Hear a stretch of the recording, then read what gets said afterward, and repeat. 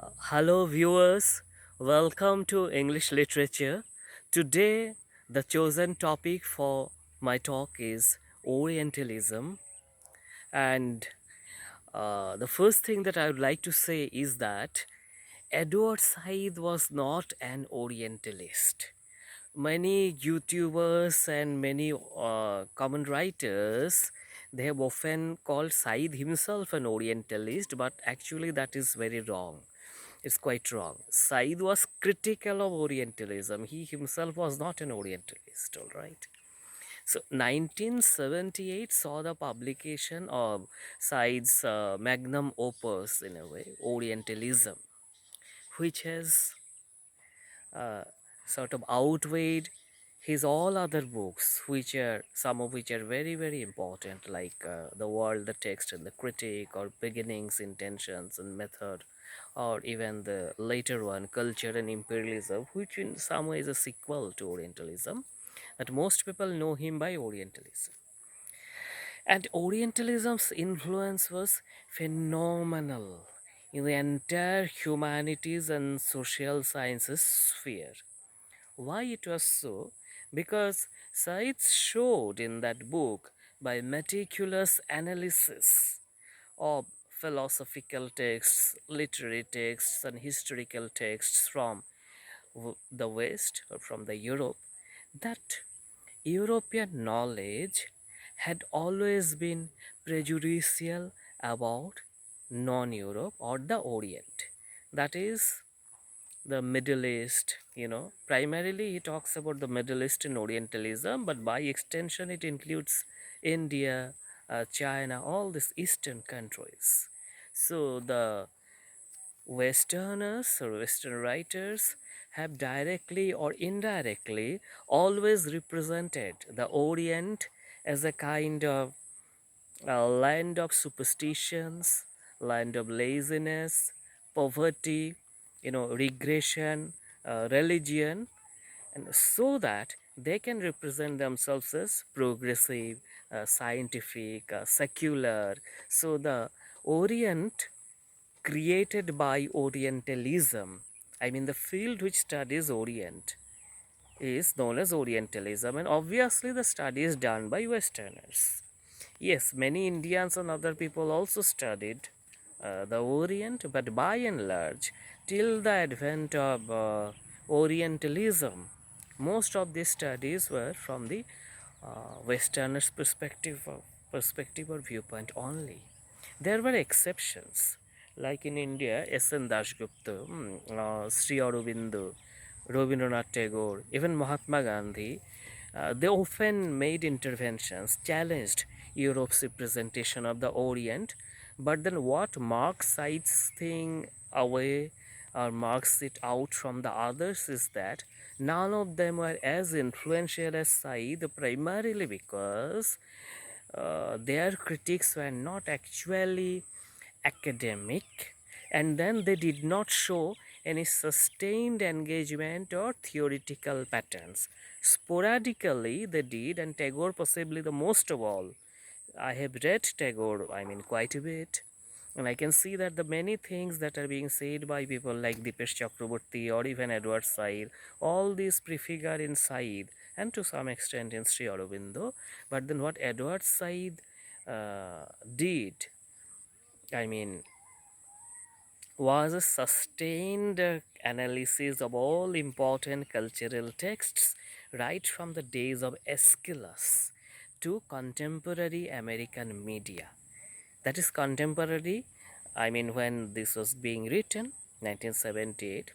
So this Orientalist misrepresentation of the East had been continuing from the time of Aeschylus, but it gained an increased momentum or force or methodological rigor during the 18th century. 18th century, as you know, is quite important for many other things, the mainly enlightenment, and we now know how even the logic of enlightenment also somehow got translated into the logic of or logic for colonialism. So, in the same vein, the consolidation of the discipline took place in the 18th century, and this immensely helped the Western rule over the Orient. In many cases, study of the Orient, you know, academic study of the Orient preceded actual colonization of the Orient. That is Said's one of the major theses, which no one before Said, said. And a case in point is Napoleon. Napoleon's conquest of Egypt or attack on Egypt is preceded by his interest in Egypt from his early childhood. So, you know, the Western interest in studying the Orient is never innocent or non-political. It is always motivated by conscious or unconscious desire for imperialism, colonialism, etc. Yes, Said doesn't mean to say that each and every Orientalist is consciously helping the empire, but he is caught in the great network. I would like to use the word the great game from Kipling's game, Rudyard Kipling's game. So all of them did or produced or wrote something which consolidated the empire, either helped it continue further or helped in creating new empire. Because why? Here we come to the basic theme, power and knowledge. We see knowledge innocently traditionally, that knowledge is pure, politics is impure, or knowledge is like literature, it's aesthetic. We know literature to be aesthetic, about beauty. Knowledge also we think to be innocent, but knowledge is power. That was the Baconian theme. If you reverse it, power is knowledge, that is also there. So if I have knowledge about you, for example, how much money do you have in your bank account, what are your secret things, your affairs, so many things, so I will automatically have some power on you, is not it? Which you won't have over me if I don't know. So to know is to, I'm just simplifying it, to know is to have power also. So extend the individual to the national level. That is why all the European study of the Orient, Indological studies, we are proud of the great scholars like Max Muller and all. But what they were doing is not innocent. After all his studies of Indian or Oriental scriptures, Max Muller had finally commented that now I have, decoded them, and then it will be all the easier to rule them. If you check, you will find such a comment. So it is not from any empirical or innocent interest in the Orient that the great scholars of Europe were studying Orient. So that is what Said exposed in his book Orientalism, and then this bias of the Orientalists against the Orient is not limited to the Orientalists only, it extends to the whole gamut of European knowledge, especially humanities and social sciences knowledge. This is not neutral or secular in the sense that we think them to be. These are always motivated by vested interest and are heavily biased. So, after Said said all this, people started thinking and rethinking their disciplines. There's many things that were taken to be universally applicable and now found to be Eurocentric or Western, which actually does not have any implication for the East or has negative implications. I can give one or two examples from medical science. Medical science did not reach these conclusions after reading Said, but there are interesting parallels. For example, the hemoglobin level, that is for women around 12, that is recommended. So if below 12, I think, or even I exactly don't remember, so it's called anemia. But in India, many women do well with 9 or 9.5 and more than something. So this measure 12 is actually European measure. and even in the traditional charts of height, weights, ideal height, all are based on European models actually. So of late there have been changes in it for last 10, 12 or 15 years, all right. The same happened with meteorology. At one point of time, all our weather predictions, you know, this is before the satellite and our global positioning system and satellite which can predict actually from above. But before that, all were faulty. They could not predict accurately. You see, when the meteorology said there would be rain for 10 days, there would be absolutely no rain and reverse. But for last 15 or 16 years, it is mostly accurate even in India, because it has been found out later without reading Said. Actually, they did not that the calculation formula and the assumptions they were using was mainly devised by Europe and suited actually European weather patterns, which did not suit India. So they made necessary adjustment. But in science, meteorology, medical, these are directly visible. But in humanities, social sciences, things are not directly visible, but the effect is as negative or maybe more dangerous. So Said made all aware of the dangers of studying things in the Eurocentric mode of thoughts. And but at the same time, he was not a nativist that you shun of everything European, you burn European. Not that. You must read Europe because they did excellent things, Renaissance and other. But then you read those European texts of culture, literature, humanities, also with the awareness that they were involved in the colonial process. That is something unique about Sai. You read the great texts of Europe, yet with political awareness. Don't reject them, but reread them. So that is Orientalism in brief. Again, I repeat that the misrepresentation of the entire Orient by Western and European scholars right from the beginning of times, at least from when they started writing. Orientals were represented, as a very general types, not individuals. Secondly, it gained a strong professional character during 18th century and 19th century.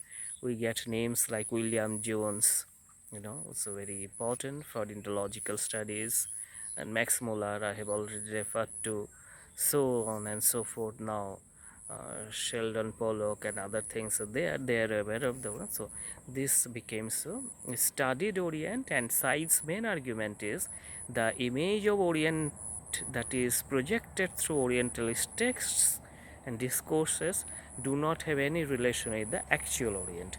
They rather represent what Europe wants Orient to be. I'll just give one example. Classic.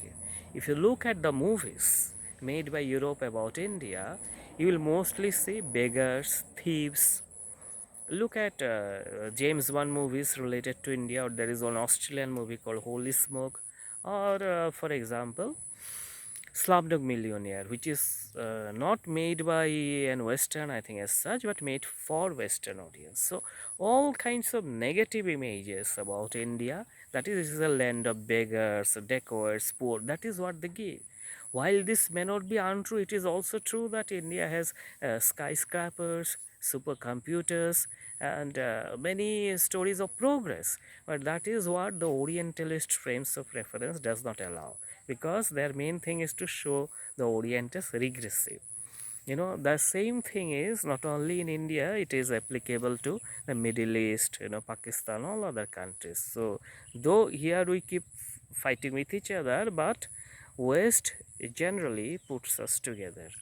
And what the West, I mean Europe, did till the 20th century, according to Said, is done by American government and American media in the late 20th century and 21st century.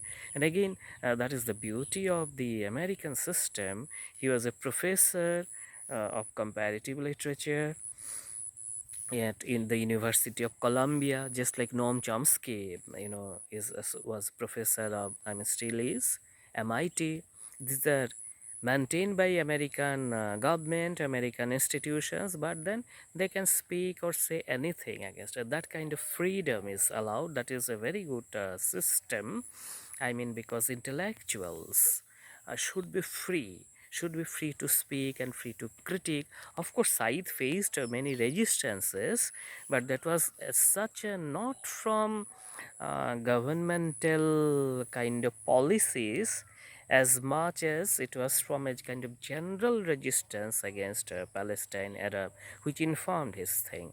But then still, he was not jailed or that kind of thing, and it's for constant speaking against America. Working in American university was all speaking against America. So reading against the grain, speaking against the grain, this is very important, you know. True knowledge comes with disagreement at higher level. You know, in the beginning when you study, you have to study following certain protocols. So if you refuse that A, oh this is not A, this is B, then nothing will take, no learning will take place. But as we go up to higher levels, if we just keep saying on what is already there, then it is reduplication. So true knowledge also comes with difference and dissidence. But the difference and dissidence should not be for personal agenda or personal political agenda, political mileage, not only for advancement of knowledge, this Baconian thing. And of course, today we can see with the awareness that knowledge is power, or rather, power is knowledge. So, what the Orientalists did earlier, American media is doing now. And Said said about the 1992 Gulf War, for instance, the world saw a most underrepresented or misrepresented war. So this is how media fools us today. So that is why Orientalism is very, very important. You should read and reread. It is important for the Orientals as well as Occidentals, because it shows how all our knowledge, at least from the 18th century, has been directly or indirectly informed by a kind of colonial attitude, you know, overtly or covertly. Now, there are further details which I will cover in next videos. I think my next lecture would be on good Orient and bad Orient. Thank you.